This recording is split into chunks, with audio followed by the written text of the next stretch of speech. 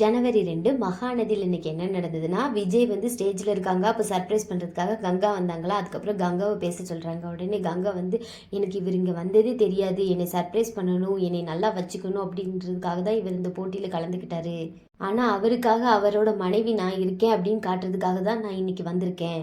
அது மட்டும் இல்லாமல் இவர் எனக்கு சின்ன வயசுலேருந்தே தெரியும், என்னோட அத்தை பையன் தான் இவர். ஆரம்பத்தில் நான் பிடிக்காம தான் கல்யாணம் பண்ணிக்கிட்டேன். ஆனால் போக போக இப்படி ஒரு வாழ்க்கை கிடைச்சது கடவுள் நம்மளுக்கு தந்த அதிர்ஷ்டம், நம்ம கொடுத்து வச்சுருக்கோம் அப்படின்னு நினச்சிருக்கேன். இது அவருக்கே தெரியாது. ஏன்னா நான் எப்போ அவர்கிட்ட சிடுசிடுன்னு தான் இருப்பேன், சரியாக பேச மாட்டேன். நான் அவர்கிட்டயே இதை பற்றி சொன்னதே கிடையாது, அவரை எந்த அளவு பிடிக்கும்னு. இன்னைக்கு இப்போ உங்கள் எல்லார் முன்னாடியும் சொல்கிறேன், நான் இவரை எனக்கு ரொம்ப பிடிக்கும். என்னைய வசதியாக வாழணும் அப்படின்னு நினச்சி தான் அவரோட ஷை டைப் எல்லாத்தையும் விட்டுட்டு இந்த ஸ்டேஜில் இன்றைக்கி வந்து நிற்காரு. ஆனால் நான் ரொம்ப சந்தோஷமாக தான் இருக்கேன். அவர் எந்த அளவுக்குனாலும் வரட்டும், ஆனால் நான் ரொம்ப சந்தோஷமாக தான் இருக்கேன் அவர் கூட அப்படின்னு சொல்லவும் குமரனுக்கு கண்ணு கலங்கிட்டு, அதுக்கப்புறம் குமரனும் கங்காவும் ஹக் பண்ணிக்கிறாங்க. திரும்ப கொஞ்ச நேரத்தில் அவங்க பாட்டி, அவங்க அத்தை, நர்மதாலாம் வந்திருக்காங்க. உடனே குமரன், என்னப்பா எனக்கு மேலும் மேலும் சர்ப்ரைஸ் கொடுத்துட்டே இருக்கீங்க அப்படின்னு கேட்காங்க. உடனே ஆங்கரிங் பண்ணுறவங்க, என்ன நீங்கள் எல்லாரும் ஃபேமிலியோடு வந்து பெர்ஃபார்மன்ஸ் பண்ணுறாங்க, நீங்கள் உங்கள் ஃபேமிலிக்கே தெரியாமல் வந்து பண்ணிட்டு இருக்கீங்க, இப்போ அவங்களும் உங்களுக்கு சர்ப்ரைஸ் கொடுப்பாங்கல்ல அப்படிங்கிறாங்க. அதுக்கப்புறம் அவங்க மாமியார் பேசுகிறாங்க, என்னோட மருமக ரொம்ப நல்ல மனசு, தங்கமான மனசு, கொஞ்சம் அவங்களை நீங்கள் தான் வளர்த்து விடணும் அப்படிங்கிறாங்க. அதுக்கப்புறம் பாட்டின்னு சொல்கிறாங்க, என் பேரனை நல்லா பண்ணுவான், நீங்கள் அவனுக்கு ஓட்டு போட்டு சப்போர்ட் பண்ணணும் அப்படின்னு. அப்புறம் நர்மதா பேசுகிறாங்க. அப்புறம் கொஞ்ச நேரம் கழிச்சு நிவினும் யமுனாவும் வராங்க. உடனே அதுக்கும் ஷாக் ஆகுறாரு குமரன். அதுக்கப்புறம் நிவினை பார்த்து சொல்கிறாங்க, நிவின் எனக்கு ரொம்ப ஃப்ரெண்டு, எப்படின்னா அவன் எவ்வளோ வசதியான வீட்டு பையன் தெரியுமா, ஆனால் என்னைய சக மாதிரி நினைப்பான், உன்போல எந்த வேறுபாடும் பார்க்க மாட்டான். அப்போவே உங்களுக்கு தெரிஞ்சிருக்கணும் நிவினுக்கு எவ்வளோ நல்ல மனசு அப்படின்ட்டு. அது மட்டும் இல்லாமல் நிவின் என்னோட சகலையாக வேறு ஆகிட்டா, இப்போது என்னோட மச்சினிச்சி யமுனாவை தான் நிவின் கல்யாணம் பண்ணியிருக்கா அப்படின்னு சொன்னோடனே அந்த ஆங்கரிங் பண்ணுறவங்க, என்னங்க சர்ப்ரைஸ் மேலே சர்ப்ரைஸாக கொடுத்துட்ருக்கீங்க அப்படின்னு சொல்லிட்டு யமுனாவை பேச சொல்கிறாங்க. உடனே யமுனா என்ன பேசுன்னு தெரியாமல் அப்படியே, எங்கள் மாமா ரொம்ப சைட் டைப்பு, ஆனால் இந்த அளவுக்கு வந்ததே பெருசு அப்படின்னு சொல்லிட்டு இருக்கக்குள்ளே அங்கே காவேரியும் விஜயும் வந்துடுறாங்க. உடனே குமரன், விஜய் ப்ரோ நீங்கள் எப்படி வந்தீங்க அப்படின்ட்டு விஜய் பற்றி பேசுகிறாங்க. விஜயால் தான் நான் இன்றைக்கி இந்த மேடையில் இருக்கேன், அவங்க தான் இந்த மாதிரி ஒரு காம்படிஷன் இருக்குது அப்படின்னு சொல்லி என்னை கூட்டிகிட்டு இருந்தாங்க. அது மட்டும் இல்லாமல் இப்போ நான் போடுற ட்ரெஸ்ஸு, காம்படிஷனுக்கு போட்டு வந்த ட்ரெஸ்ஸு எல்லாமே இவர் தான் எடுத்து கொடுத்தாரு. இவர் என்னை மோட்டிவேட் பண்ணதுனால தான் இந்த இடத்துல நான் நிற்கேன், நான் இப்போ ஜெயிச்சு இந்த இடத்துக்கு வந்திருக்கேன்னா அதுக்கு இவரும் பங்கு தான் இருக்குது அப்படின்னு சொல்கிறாங்க.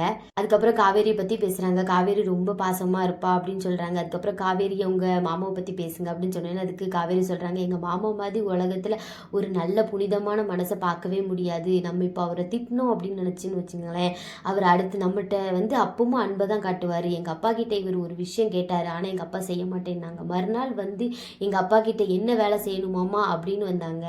அந்த எங்கள் அப்பா செய்ய மாட்டேன்னு சொன்னதுனால இவர் அந்த லைஃப்பில் நம்மளுக்கு இது எதுவுமே கிடையாதுன்னு உடஞ்சி போய் இருந்தவர் எப்படி பேசினார் தெரியுமா, அதை மாதிரி தான் எங்கள் மாமா எல்லாருக்கும் அன்பை கொடுத்துட்டே இருப்பாங்க அப்படின்னு ரொம்ப பெருமையாக பேசுகிறாங்க.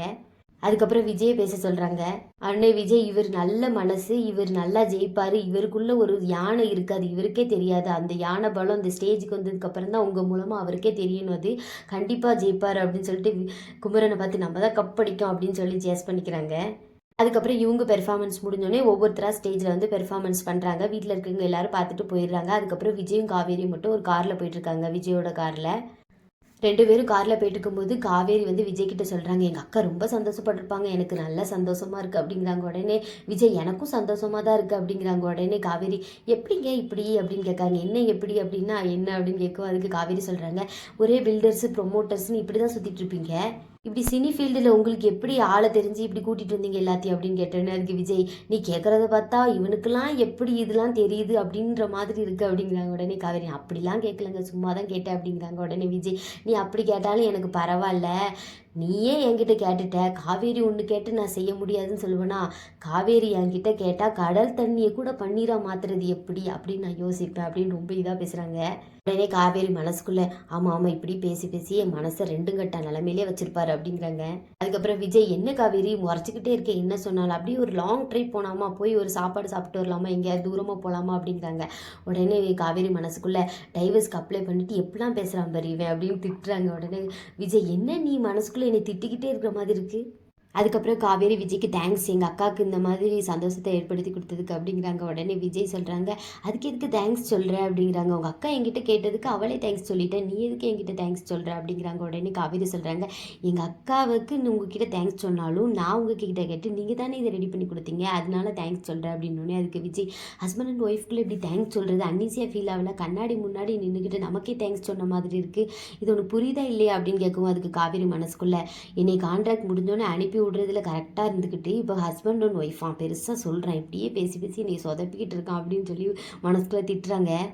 ஆனால் விஜய் என்ன ஓய் நான் சொல்கிறது எனக்கு புரியுதா அப்படின்னு கேட்குறாங்க. உடனே காவேரி முறைச்சிட்டே இருந்தோன்னே, எம்மா நீ எதுக்கு எடுத்தாலும் முறைச்சிட்டே இருக்க, சரி வாங்க நம்ம அந்த ஹோட்டலில் போய் சாப்பிட போவோம் அப்படிங்கிறாங்க. காவேரி அதுக்கு பதிலே சொல்லலை. உடனே விஜய் கேட்குறாங்க, என்ன பதில் சொல்லலை, நீ சொல்லு நான் உனக்கு தேங்க்ஸ் சொல்கிறேன் அப்படிங்கிறாங்க. உடனே காவேரி அப்படி சிரிக்கிறாங்க. என்ன ஓய் நம்ம கண்டிப்பாக ஹோட்டலுக்கு தான் போகிறோம் அப்படிங்கிறாங்க. உடனே என்ன தேங்க்ஸ் சொல்லன்னு பார்க்குறியோ அப்படின்னு காவேரி பார்த்து கேட்கவும் காவேரி மனசுக்குள்ளே, மாதிரிலாம் பேசினா எப்படியா நான் உன்னை விட்டு போவேன், என்னை 2 கட்ட நிலமையிலே வச்சிருக்கிய, அதுக்கப்புறம் என் மனசு எப்படி உன்னை விட்டு நவுலும், இப்படி என்னை கஷ்டப்படுத்துறியா அப்படின்னு ஃபீல் பண்ணிட்டு இருக்காங்க. இதை விட இன்னைக்கான எபிசோட் முடியுது.